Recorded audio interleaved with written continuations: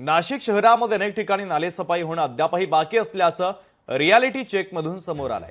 नाशिकच्या रोडकोबावाडी परिसरामध्ये असलेल्या नाल्यात दुर्गंधयुक्त पाणी आणि कचऱ्याचं मोठं साम्राज्य आहे। पावसाळ्याआधी नालेसफाई करणं गरजेचं असताना देखील प्रशासनाच्या वतीनं अद्याप कुठलीही सफाई केली नसल्याचं वास्तव या ठिकाणी दिसतंय। याचा आढावा घेतलाय आमचे प्रतिनिधी महेश महाले यांनी।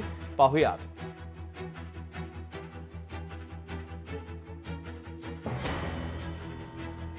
लोकशाही मराठीतर्फे नाल्यांची साफसफाई ही मोहीम हाती घेण्यात आलेली आहे आणि त्याचा रियालिटी चेक हा संपूर्ण महाराष्ट्रात आपण दाखवतोय। या सगळ्या पार्श्वभूमीवर जर बघितलं तर नाशिकमध्ये देखील अनेक ठिकाणी नाले आहे, मात्र या नाल्यांची जी स्वच्छता आहे ती अद्याप झालेली नसल्याचं आपल्याला या ठिकाणी दिसून येतंय। खरं तर पावसाळ्यापूर्वी महानगरपालिकेकडून आणि प्रशासनाकडनं या नालेसफाई करणं गरजेचं होतं, मात्र अद्यापही ही नालेसफाई झाल्याचं आपल्याला या चित्रांमधून कुठेतरी दिसून येते। नाल्यांमध्ये अनेक ठिकाणी हा कचरा पडलेला आहे आणि सांडपाणी जे आहे ते मिश्रित होत आहे आणि हे सांडपाणी थेट पुढे जर आपण बघितलं तर वालदेवी नदीला जाऊन मिळतं आणि त्या नदीची यामुळे खरं तर प्रदूषण जे आहे ते मोठ्या प्रमाणात होत असतं। आपण जर आता या दृश्यांमध्ये बघितलं तर ठिकठिकाणी जो कचऱ्यांचा ढीग आहे, नाल्यांमध्ये जे कचरा आहे तो मोठ्या प्रमाणात या ठिकाणी पडलेला आहे। त्यामुळे एकूणच आता पावसाळा जवळ आलेला आहे तरी देखील महानगरपालिकेने कुठल्याही प्रकारचं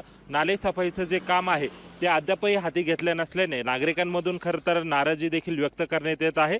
आणि लोकशाही मराठीतर्फे आपण ही नालेसफाईची जी मोहीम आहे ती संपूर्ण महाराष्ट्रात दाखवतो आहे।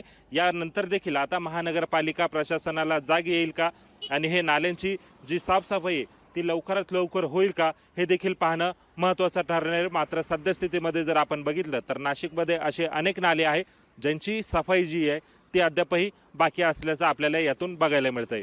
महेश महाले, लोकशाही मराठी, नाशिक। लोकशाही मराठी ऐका, पहा, जागरूक रहा।